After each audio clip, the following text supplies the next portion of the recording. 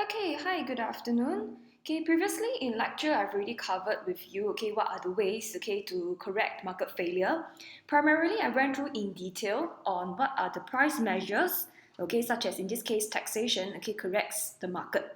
All right, so now we're going to look at it in detail on what are the non-price measures, and I'm going to focus on ban. How does ban, okay, correct the market failure, and how do I illustrate my understanding using a diagram?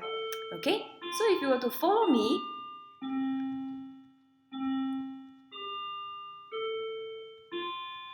yes, that's right, that's the bell. Okay, follow me to this page, okay, and I will show you, okay, with the diagram over here on how we are going to illustrate to show our understanding of how to correct a market failure.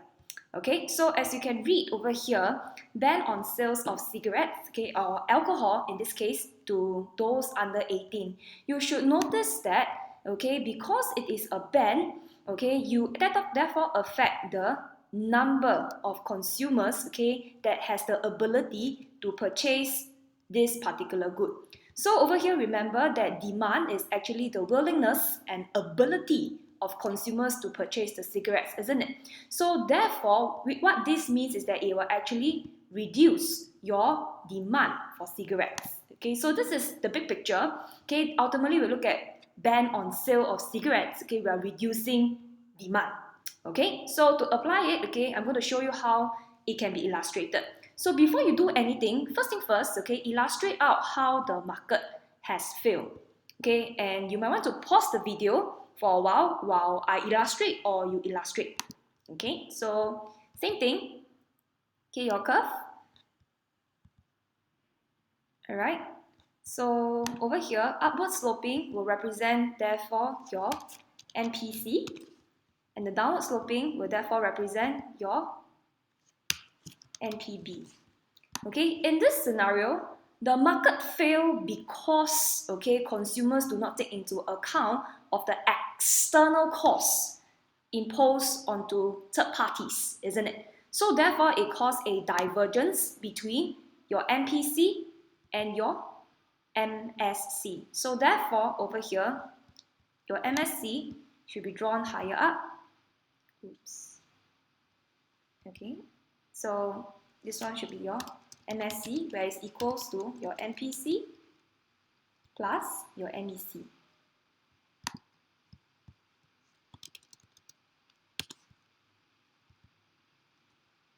Okay, so because of this, okay, you should also notice that therefore, where is the private level of consumption? Okay, versus where is the social optimal level of consumption? So where MPC cuts MPB, you should notice that this is your QE. That means without any form of government intervention, society will consume here. Then where is the social optimal level of consumption? It will be where MSC cuts your MSB, which is in this case equivalent to your MPB because there is no MEB. Follow me so far? Okay, so therefore annotate and draw out where is your social optimal level.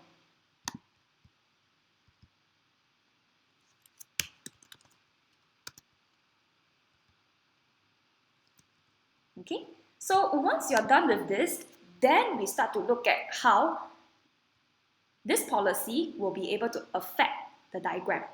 Okay, so as we know, this policy called ban, okay, will affect the demand curve. And as we have learned that demand curve equates to MPB, as highlighted here, okay, which means to say your MPB will shift left. But shift left until where? Okay, will shift left until it hits your QS. All right, so how does this look like? What this means is that this curve here, when I'm moving it around right now, okay, this curve here, okay, will shift leftwards until it hits the social optimal level. And if you were to follow my cursor, it will be this point here where the QS is located at. So therefore, I will draw my new demand curve or my new MPB curve, okay, here.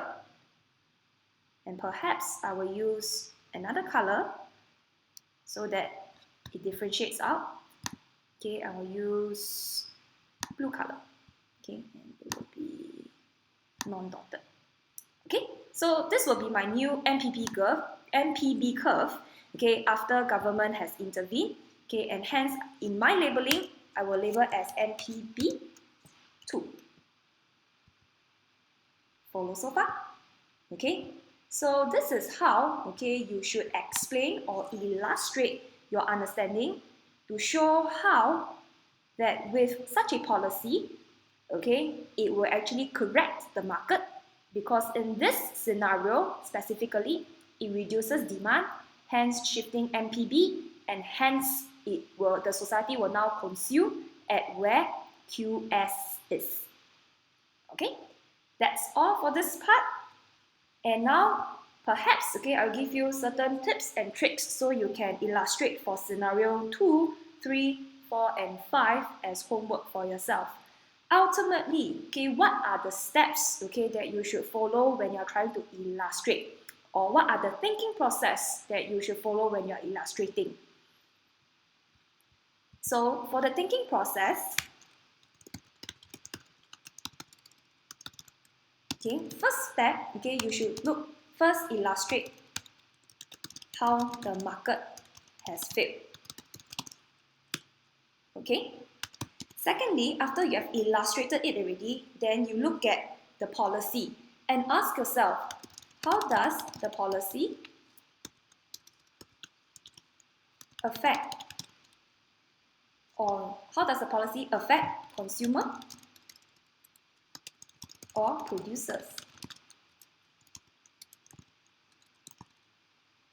Number 3, you then look at, because if let's say you have decided that the policy affects consumer, then therefore you should shift, okay, the relevant curve.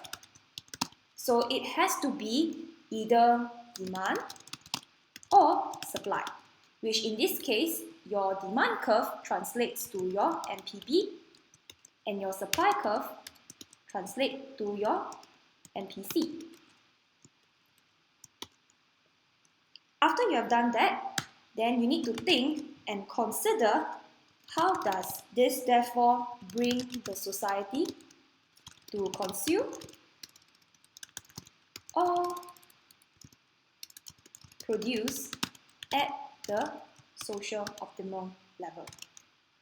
Okay, so if you have followed all this thinking process throughout the illustration of all the other scenarios, scenario 2, 3, 4, and 5 in page 20 of your lecture notes, you should be able to derive and illustrate correctly how does the policy correct the market.